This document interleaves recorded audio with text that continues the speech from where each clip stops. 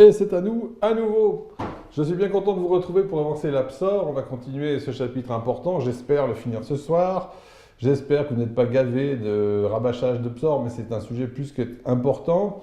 Vous avez entendu peut-être depuis tout à l'heure toutes les musiques toniques que nous a passées Nicolas. Donc depuis le 5e étage de l'immeuble Planétoméo, nous avons tous dansé, toute l'équipe ici est déchaînée. D'autant plus que ce soir, nous avons une petite surprise. Mon père, le docteur Georges Broussaillant, est avec nous.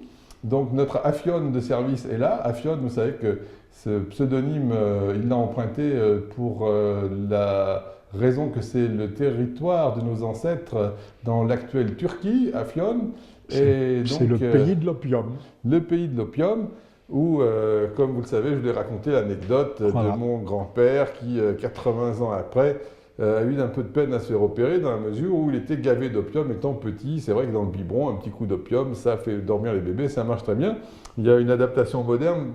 À l'époque où j'étais encore interne à l'hôpital, on avait des bébés qu'on nous amenait qui n'arrivaient pas à se réveiller parce que les dames qui les gardaient avaient l'habitude de leur mettre la tête dans le four à gaz. Ça les endort très bien, c'est remarquable, c'est une pratique qui s'est vachement dans la région lyonnaise. Ça s'est un peu calmé depuis. Alors, on va attaquer l'Absor, mais peut-être 2-3 questions avant, ou tu veux prendre un peu la parole?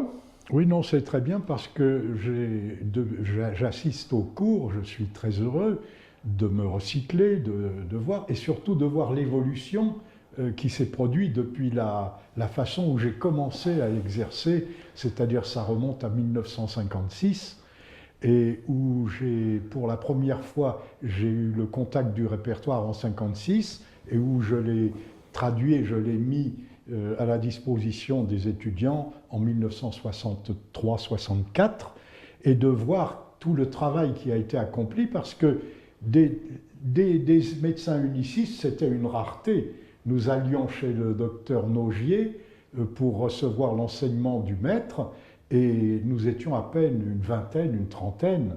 La plupart des gens étaient des pluralistes, et on voyait des gens qui prescrivaient Bryonia avec Rustox, qui prescrivaient Belladonna avec Aconitum, enfin on voyait PK avec Antimonium tartaricum. Il a fallu vraiment lutter et essayer d'amener tout ça vers une tendance uniciste, et je suis très heureux de voir que maintenant vous êtes une véritable phalange, et c'est vraiment très heureux de vous voir travailler maintenant.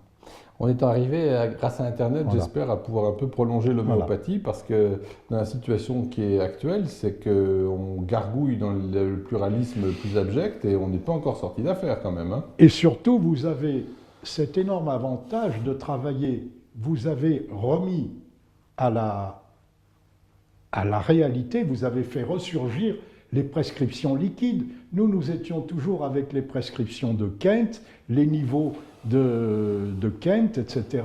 Et nous n'avions pas du tout cette façon de travailler. C'est quand même merveilleux. Schmitt n'en avait pas parlé. Schmitt nous en avait pas parlé. Il nous avait dit que les 50 millièmes, c'était un dérivé que Schmitt avait perdu un peu Hahnemann avait perdu un peu la tête, et que c'était dans ses vieux jours qu'il ne fallait pas en tenir compte.